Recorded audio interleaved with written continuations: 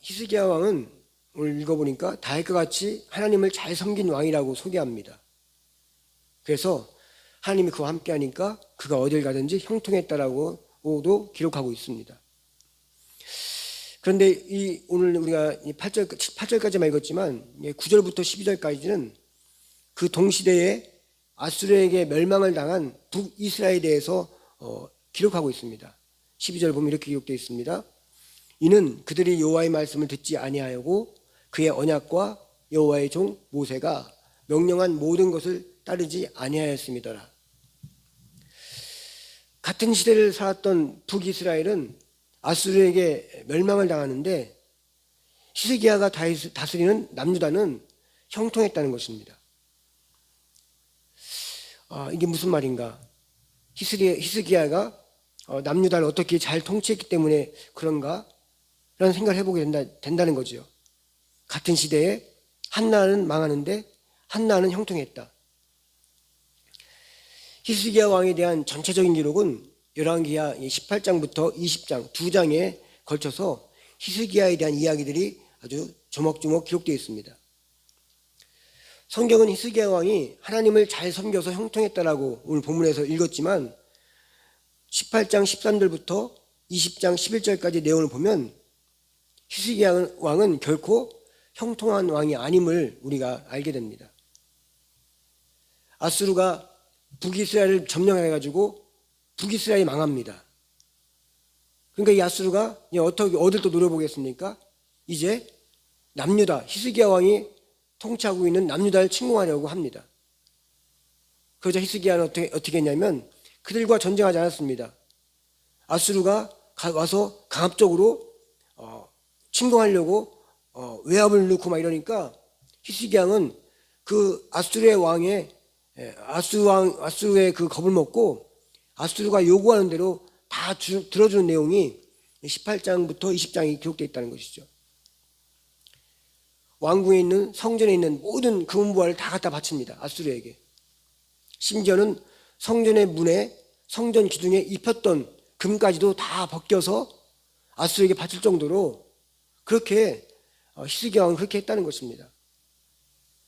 우리가 오늘 읽은 본문에서 말씀 보면 히스기야는 하나님을 잘 섬겨서 아주 형통하고 아무 문제 없이 남유다를 통치하는 것처럼 보이지만 그 앞전에 히스기야에 대한 그 내용들 기록된 내용들이 이런 내용이 기록되어 있다는 것입니다.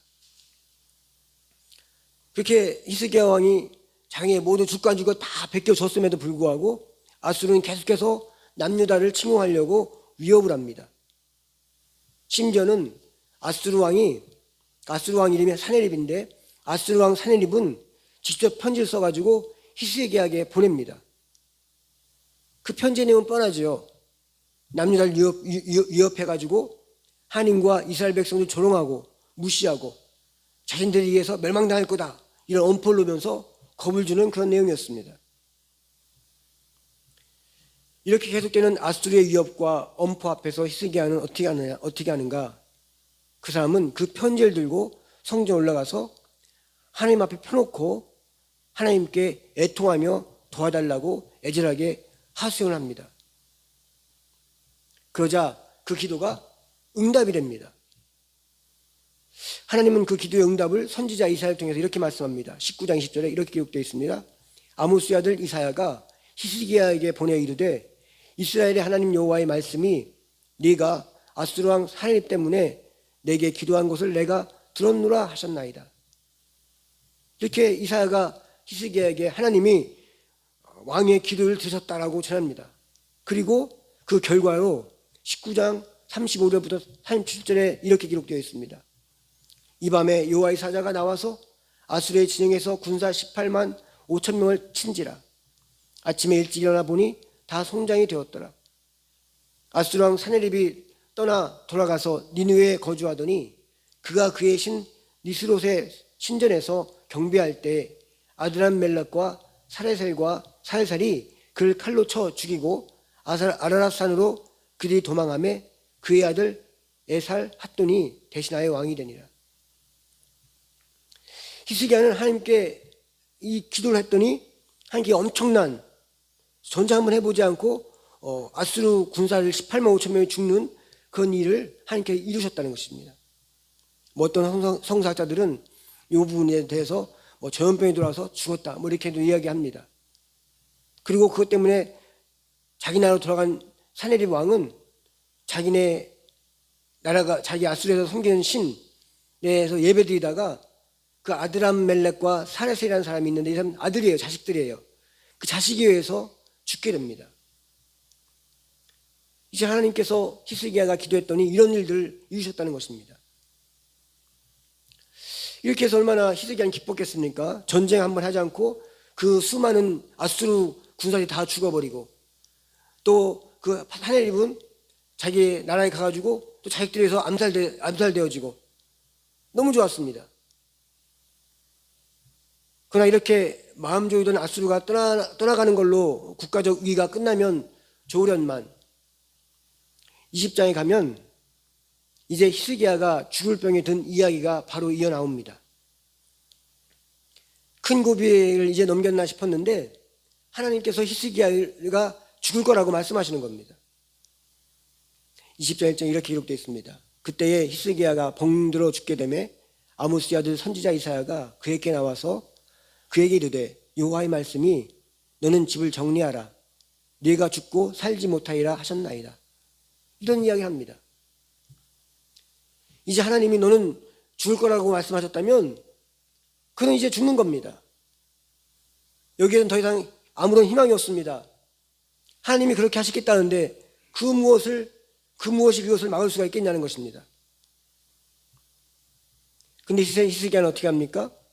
20장 2절과 3절 말씀에 이렇게 기록되어 있습니다. 히스기야가 낯을 벽에 향하고 여호와께 기도하여 이르되 여호와여 구하오니 내가 진실과 전심으로 주 앞에 행하며 주께서 보시기에 선하고 행하는 것을 기억하옵소서 하고 히스기야가 심히 통곡하더라. 히스기야는 이사야를 통해서 죽을 거라는 이야기를 듣자 그는 바로 벽을 향해서 하나님께 심한 통곡을 하면서 기도했다는 것입니다. 여기서 심히 통곡했다고 기록하고는 있지만 이것은 단순히 통곡 수준이 아니었습니다.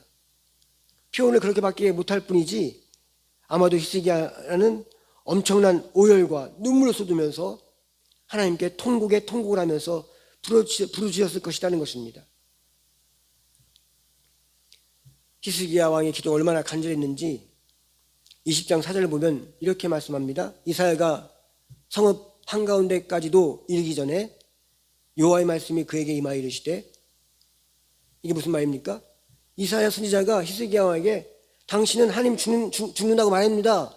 이제 집을 정리하시오 라고 말하고 이제 그 왕궁에서 나와서 집에 가고 있는데 그 왕궁이 예루살렘 성 안에 있었습니다. 예루살렘 성 중간쯤 갔는데 하나님께서 다시 가서 이야기하는 것입니다. 방금 죽는다고 얘기했는데 그렇지 않다는 것을 다시 가서 얘기하는 것입니다. 그래서 20장 5절부터 6절 보니까 이렇게 기록되어 있습니다. 너는 돌아가서 내 백성 주권자 히스기야에게 이르기를 왕의 조상 다윗의 하나님 여호와의 말씀이 내가 네 기도를 들었고 내 눈물을 보았노라.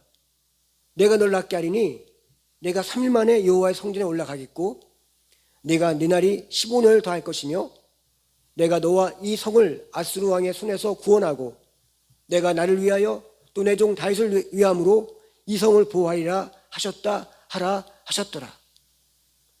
이제 이사야가 그렇게 얘기하고 가는데 하나님께서 다시 돌아와서 가가지고 이렇게 얘기하는 것입니다. 하나님 한 번만 얘기했으면 그게 법이지 않습니까? 근데 하나님이 이랬다 저랬다는 것 같이 그렇게 느낄 정도로 그 얘기하고 바로 나왔는데 다시 가서 얘기하는 거예요. 너 15년 살 거다라고. 히스기야가 정말로 애절하게 통곡하며 기도하니까 하나님의 마음이 그렇게 금방 우리가 봐도 이해가 안 될 정도로 이분이 하나님 맞는가? 라고 할 정도로 금방 하나님 마음이 바뀌었다는 것입니다. 다윗 왕 이후로 이렇게 히스기야 왕처럼 기도에 몰입한 왕이 있다라고 기록하고 있는 내용은 없습니다. 히스기야 왕은 이렇게 고난의 순간에 그는 하나님께 기도했던 왕이었다는 것입니다. 누구에게나 인생을 살다 보면 경제적인 문제로, 건강의 문제로, 또 뜻하지 않은 사고로 인해서 절체절명의 일들이 반드시 있습니다. 이때 우리에게는 의지할 것들이 의외로 많이 있습니다. 때로는 돈일 수도 있고, 주변의 사람들, 친구들, 이웃들, 형제들, 친척들, 지인들일 수도 있고, 또 여러 가지 여건과 상황들이 될 수도 있습니다. 찾아보면 많습니다. 이렇게 의지해 볼 만한 것도 있지만 그런 것이 결코 문제를 해결하는 정답은 아니라는 것입니다. 어렵게 말해서 그 문제를 해결할 수 있는 해답은 되지만 정답은 아니라는 것입니다. 같은 말 같지만 다릅니다. 정답은 내게 맞는 답입니다. 해답은 일반적인 답입니다. 정말로 큰 고통의 상황에서 우리의 외침과 하소연과 부르짖음에 반응하는 것은 하나님 말고는 없다는 것을 히스기야 왕은 우리에게 말해주고 있습니다. 히스기야는 왕이었지 않습니까? 그에게는 재물도 있었습니다. 권력도 있었습니다. 힘도 있었습니다. 왕이면 다 가진 거 아니겠습니까? 그런데 그는 하나님께 외치고 부르짖고 기도하는 것, 그것을 우리에게 보여주겠다는 것입니다. 이렇게 하나님께 부르짖을 때 하나님께서는 때론 동일한 방법을 통해서, 사람이란 방법을 통해서, 상황과 여건이란 방법을 통해서 동원하셔서 역사해 주시는 것은 사실입니다. 그렇지만 그런 것들은 도구일 뿐 그 문제를 해결해 주는 주체는 하나님이라는 것입니다. 우리가 어려움 당하지 않습니까? 그럼 누가 도와줘요. 어렵다고 물질 도와주고 도울 수 있으면 도와줍니다. 근데 그들이 그런 마음을 갖게 하는 건 무엇입니까? 하나님께서 그 마음을 그들에게 줬기 때문에 사람을 통해서 도와주는 거예요. 우리 인생의 문제에 해결의 주체이신 하나님께 우리가 기도해야 하는 이유는 분명합니다. 하나님은 우리가 간절한 기도와 절박한 기도 앞에서 그분의 뜻을 얼마든지 수정하시고 바꾸실 수 있는 분이시라는 것입니다. 히스기야 왕은 하나님을 섬긴 일 외에는 그리 대단한 일을 한 왕은 아닙니다. 나를 크게 무슨 토목공사를 해가지고 크게 발전시켰다든가, 나를 확장했다든가, 그게 대단한 일을 한 사람은 아닙니다. 도리어 아수르가 점령하려고 위협할 때 왕궁과 성전문의 기둥에 입혔던 금마저도 다 벗겨서 아수르에게 주었던 그런 겁 많은 왕일 뿐이었습니다.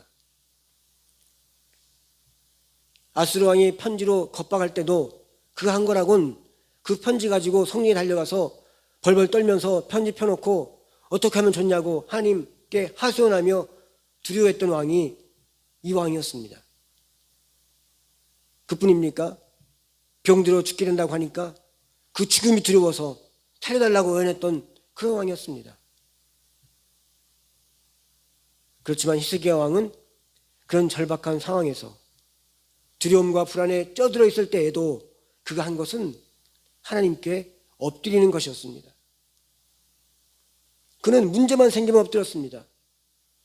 아수르가 쳐놓는다 해가지고 하나님께 엎드리고, 편지 왔다고 엎드리고, 죽게 생겼다고 엎드리고, 히스기야 왕에 대한 기록은 이런 기록밖에 없습니다. 그는 엎드렸습니다. 문제가 쉴 새 없이 꼬리에 꼬리를 물고 연이어서 파도같이 밀려와 우리를 두렵게 했고 무섭고 공포로 시작됐지만 히스기야 왕은 그때마다 그것으로 끝나지 않았습니다. 문제 앞에서 벌벌 떠는 것은 우리가 똑같았습니다. 왕이었음에도 불구하고. 그렇지만 그 문제 앞에서 그는 어떤 데서 딴 데 기웃거리지 않고, 다른 이방 나라에 도움을 청하지 않고, 누구한테 도움을 구하지 않고, 그런 문제 있을 때마다 성경은 그가 기도로 응수했다라고 기록하고 있습니다. 이런 히스기야 왕의 삶을 통해서 우리에게 꼭 하시고 싶어하는 하나님의 음성이 있습니다. 그것은 우리가 기도의 삶을 살려내는 것입니다. 기도를 하지만 기도에 게을리지 말라는 것입니다. 어려움을 당할 때, 문제가 있을 때, 아니 평탄할 때 삶에 언제라도 기도하는 것 잃어버리지 말고 기도를 최우선으로 삼으라는 것입니다. 기도하러 가기 교회가 멀다면 시간 정해놓고 골방에 문을 걸어 잠그고 기도하십시오. 새벽 기도 가기 너무 힘들고 어려우면 거실에 조용히 나와서 하나님께 엎드리는 겁니다. 기도하는 시간과 장소를 정해놓고 규칙적으로 하는 것, 그거 매우 중요합니다. 그것은 우리가 믿음이 있다는 증거입니다. 믿음이 있다는 사람은 하나님께 기도하면 하나님이 반드시 응답하신다는 걸 믿는 사람입니다.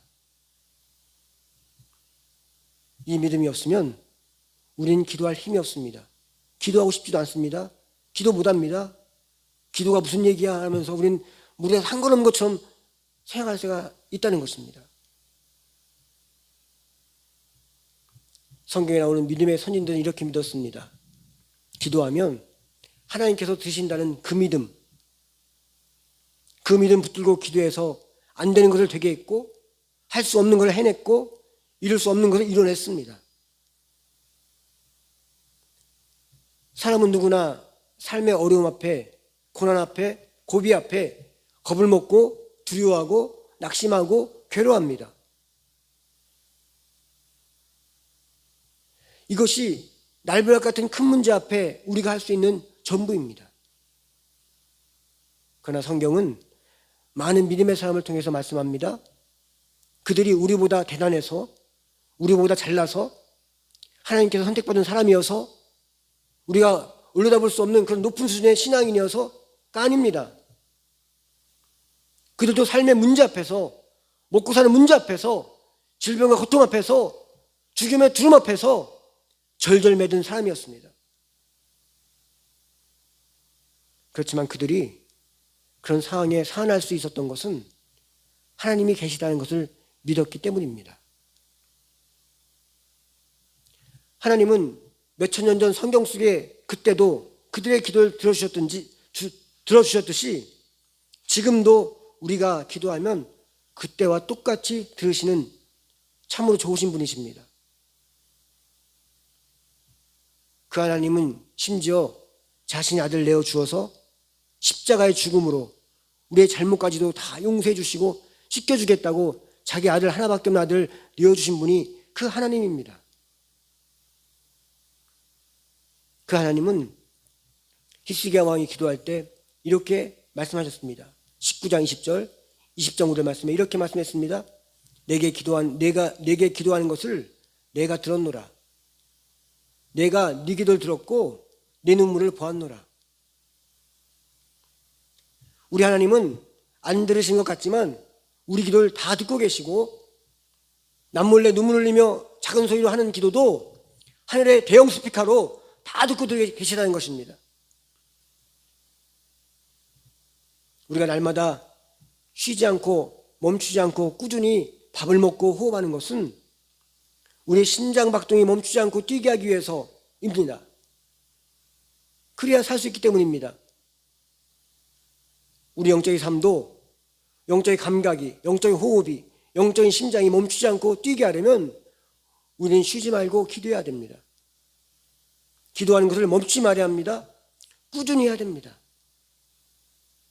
그럴 때 우리에게 세상을 초월한 하늘의 지혜가 우리에게 임하게 되고 세상을 볼 수 있는 넓은 시야가 펼쳐지게 되고 생명력을 가진 바르고 건강한 분별력과 판단력이 생기고 보이지 않던 이 시대와 이 세대의 영적 흐름도 보이게 되고 기도하지 않으면 결코 알 수 없는 하나님의 뜻과 인도하심과 이끄심이 어떻게 진행되고 있는지를 경험하게 되는 것입니다. 그럴 때 우리는 우리가 살아가는 삶의 이유와 목적, 그리고 내가 누구인지, 내가 어떤 존재인지, 어떻게 살아가야 되는지를 조금씩 깨닫게 되는 것입니다. 내가 하나님의 자녀구나. 그럼 내가 어떻게 살아야 되지? 낭만 가운데, 문제 가운데 앞이 캄캄하고 답답하고 막힌 벽 같은 것이 있을 때 하나님의 자녀인 내가 어떻게 살아가야 되는가? 이 상을 대체해야 되는가? 라는 깊은 묵상을 통해서 하나님의 지혜와 하나님의 은혜가 임한다는 것입니다.